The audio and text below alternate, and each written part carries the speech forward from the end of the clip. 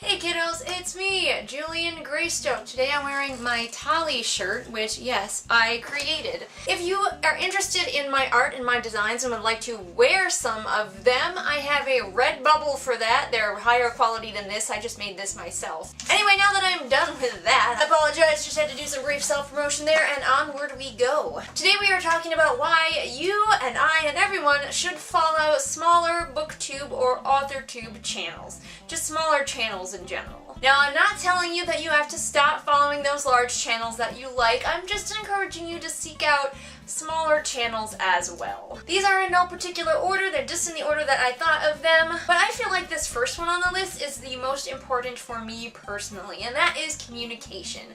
Do you ever get as frustrated as I do when you're watching one of your favorite booktubers, let's say, and they're a really popular booktuber, so when you comment below like they always suggest that you do, they never respond. They don't even like your comment.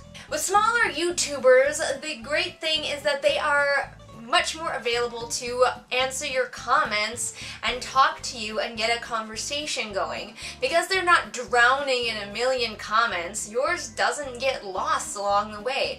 And it's a lot more fun to engage with a person than to throw a comment out there and have it be completely ignored.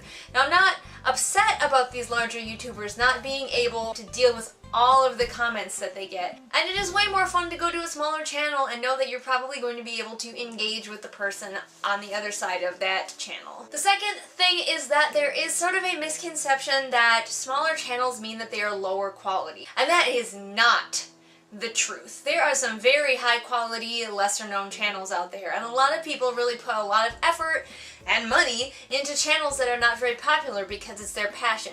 Now sometimes, yes, you do find smaller channels that are pretty low budget. Their sound quality and light quality are not great. But here's the thing. I feel like we need to value content over quality anyways. Give the person a chance and see if you like the content that they're putting out and their personality. The other nice thing is, often if they're a smaller channel, maybe they're just starting out, so they might get better quality stuff as time goes on. Something else that a smaller channel might be doing is they might not be following all of the usual trends and making all of the videos that you're used to seeing.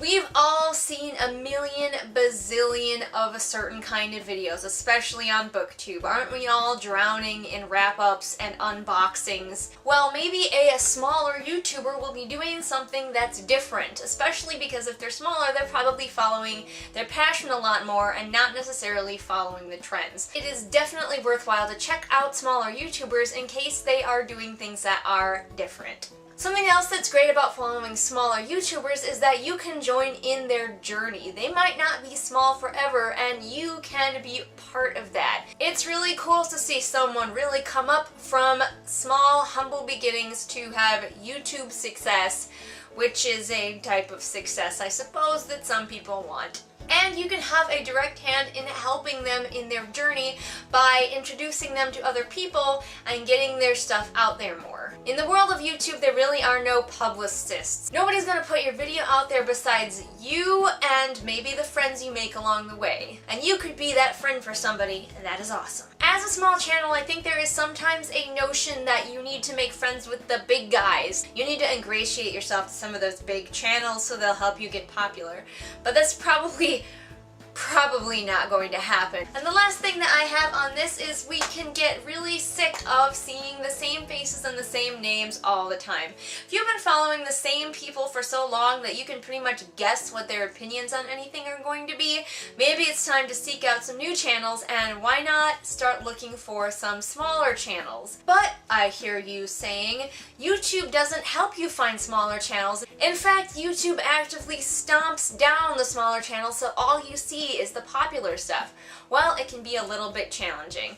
I can't help you with that completely, but I do have a thread on Goodreads, links in the doobly-doo, where people are encouraged to post their lesser known YouTube channel. It is BookTube. It's BookTube focused, so if you're looking for a smaller YouTube channel that talks about something else, you might have to do a little bit more legwork yourself. Feel free to comment below and let all of us know, though, if you do have your own method for finding smaller YouTubers. Anyway, linked in the doobly-doo is the thread where there are a ton of great smaller booktube channels for you to check out. And of course, leave your comments below if you know of any small YouTube channels that do really try and put out the good quality stuff and people need to know about. I will also link you in the doobly-doo to several smaller channels that I am really enjoying, whose names I can't think of right now. Who knows, they might not be smaller for long. Anyway, remember that I post new videos here Mondays and Fridays. All the links to my social media are also in the doobly-doo. The doobly-doo is just full of good stuff. You need to check it out. I'm just gonna keep pointing downward,